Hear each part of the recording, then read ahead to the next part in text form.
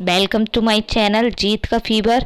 मैं मिल्की जैन आज आपके सामने ईवीएस इन्वायरमेंट में पर्यावरण एनसीईआरटी का सारांश लेकर आ रही हूँ, जिसमें हम देखेंगे कुछ हमारे इम्पोर्टेंट पॉइंट्स, अति महत्वपूर्ण बिंदु जो हर बार सीटेट केवी टेट में पूछे जाते हैं। ये एनसीईआरटी बुक्स का सारांश है, एनसीईआरटी से ही लिया गया है, इसलिए इसको आप अच्छे से देखिए। बढ़ते हैं हम आगे। इसकी मैं 4 से 6 वीडियो दूंगी, उसके बाद मैं आपको टेस्ट सीरीज़ कराऊंगी जो क्वेश्चंस इसमें आते हैं, इसलिए सारी वीडियोस को आप देखें एंड समझें एंड याद करें। Thank you so much. चलिए आगे बढ़ते हैं हम। पहला हमारा स्वच्छ भारत अभियान की शुरुआत 2 अक्टूबर 2014 को की गई थी। स्वच्छ भारत अभियान की शुरुआत कब की गई थी? 2 अक्टूबर 2014 को की गई थी। दृष्टिहीन लोग पढ़ने के लिए ब्रेन लिपि का प्रयोग करते हैं। दृष्टिहीन लोग कौन होते हैं? जिनको दिखाई नहीं देता, वो किस लिपि का प्रयोग करते हैं? ब्रेन लिपि का प्रयोग करते हैं। इसकी खोज लुई ब्रेल ने की थी। इसकी खोज किसने की थी? लुई ब्रेल ने की थी। ये कहाँ के निवासी थे? ये फ्रांस के रहने वाले थे। बर्फ के घरों को इग्लू कहा जाता है। बर्फ के घरों को इग्लू कहा जाता है। जम्मू कश्मीर की जो मतलब गर्मियों की राजधानी होती है वो क्या होती है? श्रीनगर। समर कैपिटल श्रीनगर होती है, और विंटर जो सर्दियों की राजधानी होती है वो क्या होती है? जम्मू होती है। जम्मू कश्मीर की गर्मियों की राजधानी श्रीनगर, सर्दियों की राजधानी जम्मू होती है। टाका, घर में गड्ढा खोदकर बारिश का पानी सुनिश्चित तरीके से इकट्ठा करने का स्थान टाका कहलाता है। क्या कहलाता है? घर में गड्ढा खोदकर बारिश का पानी सुनियोजित तरीके से इकट्ठा करने का तरीका, यह स्थान टाका कहलाता है। जिन जानवरों के कान बाहर दिखाई देते हैं, उनके शरीर पर बाल होते हैं, वे बच्चे देते हैं। कौन बच्चे देता है? जिन जानवरों के कान बाहर से दिखाई देते हैं और उनके शरीर पर बाल होते हैं, वे बच्चे देते हैं। जिन जानवरों के कान बाहर दिखाई नहीं देते, उनके शरीर पर बाल नहीं होते, वे अंडे देते हैं। अंडे कौन देता है? जिन जानवरों के कान बाहर नहीं दिखाई देते, उनके शरीर पर बाल नहीं होते, तो वे अंडे देते हैं। अब बढ़ते हैं आगे। एक बड़ा हाथी एक दिन में 100 किलोग्राम से ज़्यादा पत्ते और झाड़ियाँ खा लेता है। ये एक दिन में 2 से 4 घंटे ही सोता है। एक हाथी एक दिन में कितना? 100 केजी से ज़्यादा पत्ते और झाड़ियाँ खा लेता है, और ये दिन में बस 2 से 4 घंटे ही सोता है। 3 महीने में हाथी का वजन 200 किलोग्राम तक होता है। 3 महीने में हाथी का वजन कितना होता है? 200 केजी। खेजड़ी क्या है? ये एक प्रकार का पेड़ है जो राजस्थान इलाकों में पाया जाता है। इससे अधिक पानी की आवश्यकता नहीं होती। इस पेड़ की छाल दवा में काम आती है। इसकी लकड़ी में कीड़े नहीं पड़ते। खेजड़ी क्या है?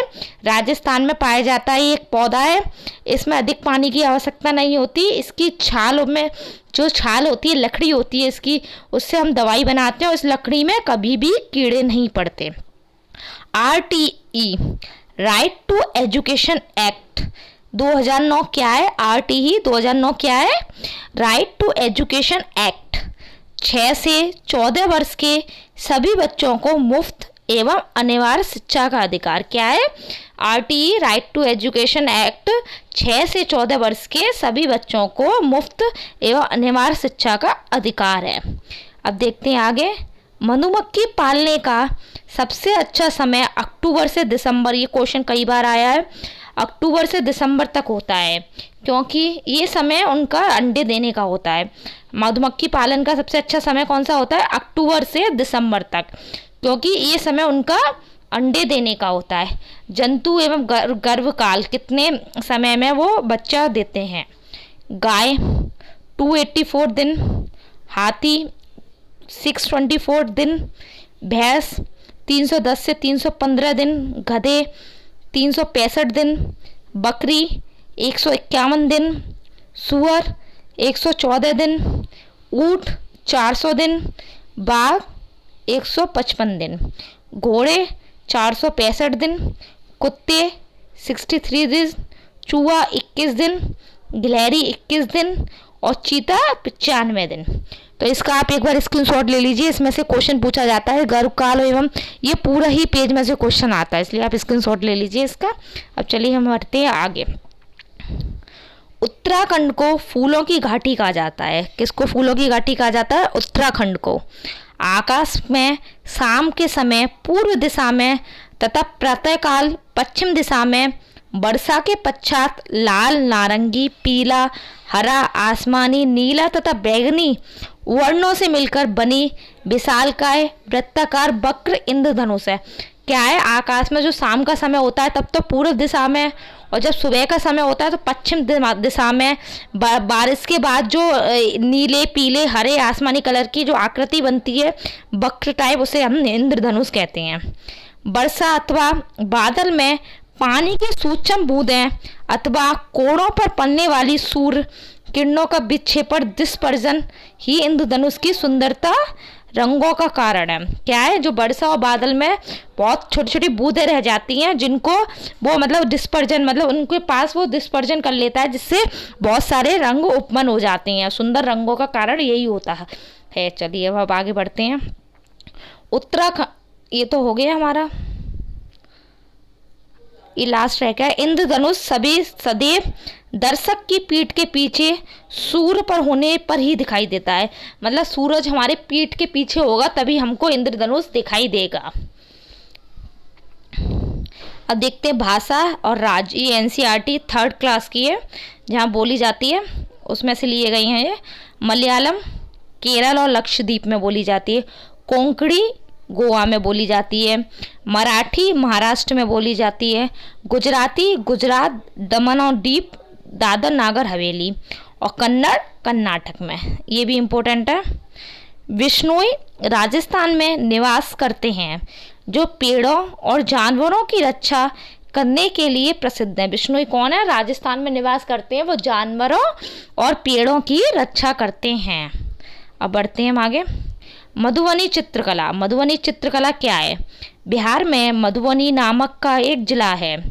त्योहार और खुशी के मौके पर वहाँ घर की दीवारों पर, आंगन में पिसे हुए चावल के घोल में रंग मिलाकर इसमें नील, हल्दी, फूल, पेड़ पौधे, पेड़ों के रंग आदि इस्तेमाल में लाए जाते हैं। उन्हीं रंगों में जो इंसान, जानवर, फूल, पत्तियाँ, मछली और अन्य जीव जंतु बनाए जाते हैं, उन्हीं को मधुबनी चित्रकला क्या कहते हैं। अब मैं अपनी भाषा में बता दूँ, मधुबनी चित्रकला बिहार में एक मधुबनी नामक एक जिला है, जिसमें क्या करते हैं, कोई भी त्योहार या खुशी का मौका होता है तो चावल को पीस कर उसमें ओरिजिनल कलर मिलाए जाते हैं, जैसे पेड़ का कलर, नील का कलर, फूलों का कलर मिलाकर हम अपने आंगन और दीवारों पर फूल, पत्तियाँ, पक्षी, मछलियाँ, जीव जंतु बनाते हैं।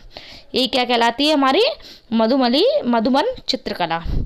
हाथियों के झुंड में केवल हथनियों और बच्चे ही रहते हैं।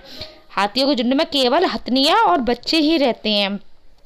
झुंड की सबसे बुजुर्ग हाथनी ही पूरे झुंड की नेता होती है। सबसे जो बड़ी एज में बड़ी होती है हथनी, वही झुंड की नेता होती है। एक झुंड में 10 से 12 हाथियाँ और बच्चे होते हैं, हथनियाँ और बच्चे होते हैं, बस 10 से 12। और इसमें हाथी होते हैं उनकी, वो 14 से 15 साल तक ही झुंड में रहते हैं। जो हाथी होते हैं वो 14 से 15 साल तक झुंड में रहते हैं। हम देखते हैं स्थान और घर। मनाली, पत्थर और लकड़ी से बने ढालू छत वाले घर। अब मनाली आप सोचिए, इसको ऐसे भी याद कर सकते, मनाली में बर्फ़ पड़ती है तो ढालू छत क्यों बनाती है? क्योंकि जो बर्फ़ है वो फिसल कर नीचे पहुंच जाए, तो पत्थर व लकड़ी के बने ढालू छत्र के वाले घर। राजस्थान में गर्मी बहुत पड़ती है और पानी की कमी के कारण पेड़ पौधे, कटीली झाड़ियाँ हो जाती हैं। मिट्टी के घर, जिनकी छतें कटीले झाड़ी से छाई रहती है। मिट्टी के घर इसलिए बनाते हैं क्योंकि वहाँ ठंडक होती रहती है मिट्टी के घर में। आसाम में बाढ़ बहुत आती है तो क्या करते हैं, बांस के खम्भों पर बने ऊंचे उठे घर, क्या कहते हैं, बांस के खम्भे होते हैं, वो 1-1, 10-10 फुट ऊंचे होते हैं, उनके ऊपर घर बनाते हैं।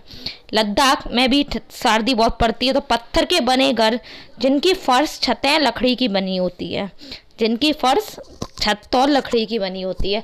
और हम आगे नेक्स्ट वीडियो देखेंगे, नेक्स्ट चैप्टर देखेंगे एनसीईआरटी का, उसके बाद टेक्स्ट सीरीज करेंगे। अच्छे से आप करिए। Thank you so much. आपको मेरी वीडियो पसंद आई हो तो प्लीज़ सब्सक्राइब कीजिए, लाइक कीजिए एंड अपने दोस्तों